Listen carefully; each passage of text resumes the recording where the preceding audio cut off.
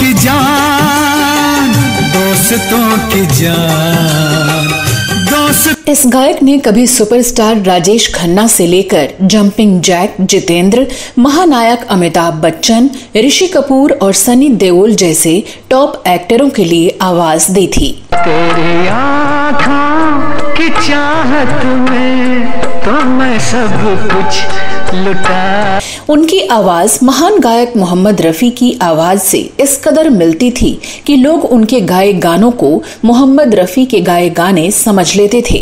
यहाँ तक कि खुद मोहम्मद रफी ने इस गायक के गाए गाने को खुद का गाया हुआ गाना समझ लिया था। चले गए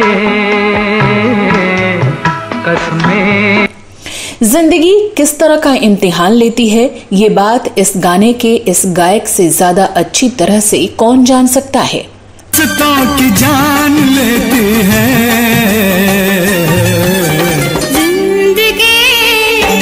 एक समय था जब उनका करियर तेजी से आगे बढ़ रहा था, लेकिन उनसे ऐसी गलती हुई कि तेजी से बढ़ता करियर बर्बाद हो गया और उनको काम मिलना बंद हो गया और वो गुमनामी के अंधेरे में खो गए। हमसे क्या भूल हुई जो ये सजा हमको मिली।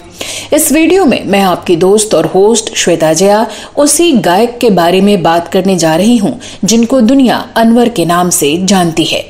इस वीडियो में जानेंगे कि आखिर कैसे उनका करियर चौपट हो गया और इन दिनों वो किस हाल में हैं।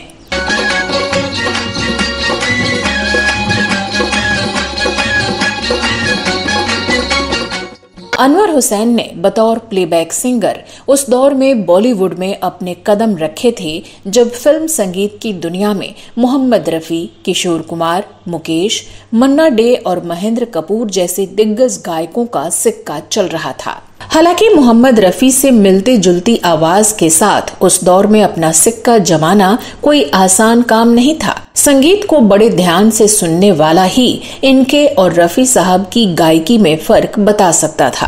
तमन्ना है कि रोशन हो तेरी दुनिया तेरी महल। अनवर हुसैन को उनके पहले नाम अनवर के नाम से बॉलीवुड में जाना जाता है। 1 फरवरी 1949 के दिन मुंबई में जन्मे अनवर हुसैन को संगीत की तालीम उनके पिता ने दी थी। उनके पिता आशिक हुसैन सितार और हारमोनियम बजाया करते थे और संगीतकार गुलाम हैदर के असिस्टेंट हुआ करते थे। बचपन से ही संगीत में रुचि रखने वाले अनवर का पढ़ाई में मन न लगता देख उनके पिता ने उन्हें संगीत की शिक्षा देने की सोची और अब्दुल रहमान खान के पास संगीत की शिक्षा लेने के लिए गए। उस्ताद अब्दुल रहमान खान वो हैं जिन्होंने महेंद्र कपूर साहब को भी संगीत की शिक्षा दी थी। अनवर ने उस्ताद से क्लासिकल म्यूजिक की ट्रेनिंग ली। इनकी आवाज जब कोई सुनता तो इन्हें कहता कि इनकी आवाज मोहम्मद रफी से काफी मिलती जुलती है। तब क्या था, अनवर ने कई कंसर्ट्स में मोहम्मद रफी के गाए हुए गीत गाने शुरू कर दिए। ऐसे ही कई शादियों और पार्टियों में गाते हुए इनकी आवाज संगीतकार कमल राजस्थानी ने सुन ली और बड़े प्रभावित हुए। फिर क्या था, अनवर साहब को साल 1973 की फिल्म मेरे गरीब नवाज में गाने का मौका मिल गया। कल मेरी तरह मुझको सलाम। जब वो कमल राजस्थानी के लिए एक गाने की रिकॉर्डिंग कर रहे थे और वहाँ महान गायक मोहम्मद रफी भी मौजूद थे, इनका गाया गीत जब मोहम्मद रफी साहब ने सुना तो वो भी हैरान रह गए और बोले कि अगर मेरे बाद कोई मेरी जगह लेगा तो वो ये गायक होगा। कसमें हम अपनी जान के खाए। मोहम्मद रफी उनके गाने सुनकर इतने खुश हुए कि उनको अपना दूसरा बेटा मानने लगे थे। लोगों ने इनकी गायकी की प्रशंसा तो की, मगर वो कामयाबी नहीं मिल पाई जो इन्हें मिलनी चाहिए थी। फिल्म बुरी तरह से फ्लॉप हो गई और अनवर की गायकी फिर से संघर्ष की राह पर चल दी। साल 1977 में इनकी किस्मत एक बार फिर से चमकी जब इनकी मुलाकात मशहूर अभिनेता और निर्माता निर्देशक महमूद साहब से हुई। इनकी आवाज सुनकर महमूद साहब ने इन्हें अपनी फिल्म जनता हवलदार में गाने का मौका दिया। अनवर साहब के इस फिल्म में गाए गाने सुपर डुपर हिट हो गए। इस फिल्म में उन्होंने सुपरस्टार राजेश खन्ना पर फिल्माए गए तेरी आंखों की चाहत और हमसे का भूल हुई गाने गाए, जिनके बाद उनकी आवाज को एक अलग पहचान मिली। जहाँ होगा कोई कांटा, जहाँ होगा हमसे का भूल हुई जो ये सजा हमका। इस फिल्म के बाद अनवर साहब को बेहद प्रसिद्धि मिली। इन्होंने इसके बाद लता मंगेशकर से लेकर अलका याग्निक तक के साथ और लक्ष्मीकांत प्यारेलाल से लेकर अन्नू मलिक तक के सुरों पर गीत गाए। उन्होंने फिल्म प्रेम रोग का ये प्यार था या कुछ और था, फिल्म अर्पण का मोहब्बत अब तिजारत बन गई है, फिल्म नसीब का जिंदगी इम्तिहान लेती है, कुछ सुपरहिट गाने गाए। प्यार था ये प्यार था या कुछ और था, मोहब्बत अब तिजारत बन गई है, दोस्ती इम्तिहान लेती है, दोस्ती। इस बेहतरीन आवाज वाले गायक ने एक समय अमिताभ बच्चन और राजेश खन्ना के लिए भी गाने गाए हैं। अनवर जाने माने एक्टर अरशद वारसी के सौतीले भाई हैं। उनके पिता आशिक हुसैन वारसी हैं, लेकिन दोनों की मां अलग हैं। अनवर ने लता मंगेशकर, आशा भोसले और अलका याग्निक के साथ भी गाने गाए हैं। हर सुपरस्टार अपनी जिंदगी में कभी न कभी निराशा का सामना करता है, परंतु अनवर के लिए ये निराशा काफी लंबी रही और यही उनके पतन का कारण बनी। रातों रात मिली शोहरत इंसान को घमंडी बना देती है और यही हुआ अनवर के साथ। दिल किसी का न दुखे, हमने बस इतना चाहा। उनके पतन का दौर तब शुरू हुआ जब साल 1980 में मोहम्मद रफी साहब की मृत्यु हो गई। अनवर उस समय खुद को मोहम्मद रफी समझते हुए ज्यादा पैसों की मांग करने लगे, जिसकी वजह से उन्हें बहुत से गीतों से हाथ धोना पड़ा। असल में इन्हें निर्देशक मनमोहन देसाई की फिल्म मर्द में अमिताभ बच्चन जी के लिए गाने का मौका मिला।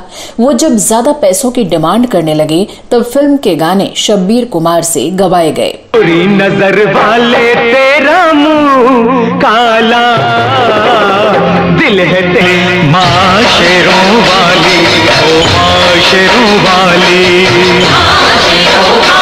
शुरू से गरीब का ऐसा ही नसीब है। इसी तरह से निर्माता निर्देशक राज कपूर साहब ने इन्हें अपनी फिल्म प्रेम रोग में गाने का मौका दिया। तब भी अनवर के ज्यादा पैसे मांगने की वजह से फिल्म के गाने गायक सुरेश वाडकर की झोली में चले गए और इस तरह से अनवर साहब फिल्म इंडस्ट्री से गायब होने लग गए। ने खिलाया फूल, फूल को ले गया राजकुंवर।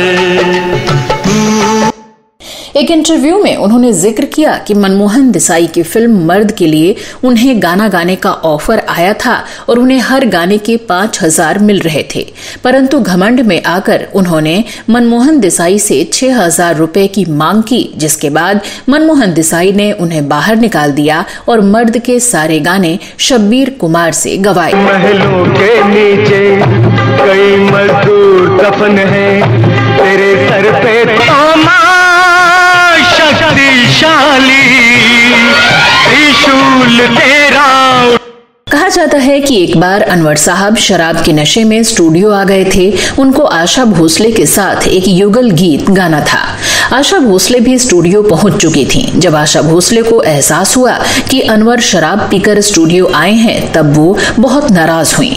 उन्होंने इसकी शिकायत संगीतकार से की, साथ ही उन्होंने अनवर के खिलाफ अन्य संगीतकारों से भी शिकायत की। इसके बाद अनवर को जो भी कुछ गाने मिलते थे वो भी मिलने बंद हो गए। अनवर साहब ने काम पाने की बहुत कोशिश की, लेकिन उनको काम नहीं मिल पाया। 90 का दशक आते आते जब कुमार सानू और उदित नारायण जैसे गायकों ने अपने पैर जमाने शुरू किए, तब फिल्मी दुनिया ने अनवर साहब से एकदम से किनारा कर लिया। बॉलीवुड में काम मिलना बंद हुआ तो अनवर साहब 2007 में अमेरिका चले गए और वहां उन्होंने अपना म्यूजिक इंस्टीट्यूट खोलने के बारे में सोचा और 15 लाख का लोन लेकर तोहफा नाम का एक म्यूजिक एल्बम भी बनाया। वो एल्बम नहीं चल पाया और अनवर लोन भी नहीं चुका पाए। लोन ना चुका पाने के कारण बैंक वालों ने उनका घर गिरवी रख लिया, जिसके बाद वो मीरा रोड रहने आ गए। एक ऐसा दौर भी आया जब इन्हें अपने परिवार के पालन पोषण के लिए बियर बार में गाना पड़ा। बता दें कि अनवर हुसैन फिल्म अभिनेत्री आशा सचदेव और अभिनेता अरशद वारसी के सौतेले भाई हैं, मगर इनसे अनवर को कभी कोई मदद नहीं मिली। आखिरकार ये प्रतिभाशाली गायक गुमनामी के अंधेरे में खो गया। आज के समय में अनवर एक गुमनामी की जिंदगी जी रहे हैं और उनके 2 बच्चे हैं। उनके रिश्ते अपने सौतेले भाई अरशद वारसी से अच्छे नहीं हैं। वो कहते हैं कि अरशद उनके मैसेजेस का रिप्लाई नहीं करते और कोई मदद भी नहीं करते। इतनी सारी नाकामियों और गुमनामी के बावजूद भी अनवर कहते हैं कि उनकी आवाज में अभी भी दम है और वो कम बैक अवश्य करें। दोस्ती इम्तिहान लेती है। तो दोस्तों, आप इस बारे में क्या कहना चाहते हैं कमेंट बॉक्स में अवश्य लिखें। इस वीडियो में बस इतना ही। ये वीडियो कैसा लगा जरूर बताइएगा। अगले वीडियो में मैं फिर फिल्मों और फिल्मी हस्तियों के बारे में जानी अनजानी जानकारियां लेकर हाजिर हो जाऊंगी। तब तक के लिए नमस्कार।